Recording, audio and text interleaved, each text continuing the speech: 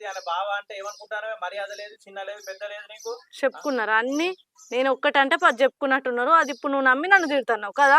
నమ్ముడు కాదే, నువ్వు నిన్న ఇవాళ పొద్దుగాల కూడా నువ్వు ఎంత పంపిస్తాను ఏం చేస్తాను అని చెప్పి నా దగ్గర గులిగినావు. అదే కోపం నువ్వు బాగా మీద తీసినావు.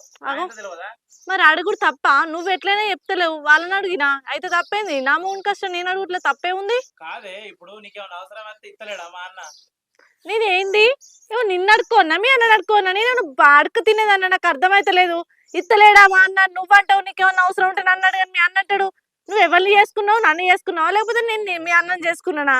అరే దేవుడా, నాకు ఏందే ఈ లొల్లి? ఇప్పుడు నేను ఆడలేను, అక్కడ ఏమేమో జరుగుతుంది, లొల్లు అయితే నీళ్ళు అయితే అంటే నాకు ఇక్కడ మనసున పడుతుంది అనే పని. నీకు మరి మనసున పట్టదు కదా, మరి నాకు కూడా మనసున ఎట్లా పడతాయి? నా మూన్ కష్టం తీసుకుపోయి వాళ్ళు ఏం చేస్తారో అని నాకు అనిపిస్తుంది కదా. అరే ఏం చేయడే మా అన్న, మనం అడిగే టైంలో అడిగితే మొత్తం ఇస్తాడు, ముద్ద చేసి ఒకసారి.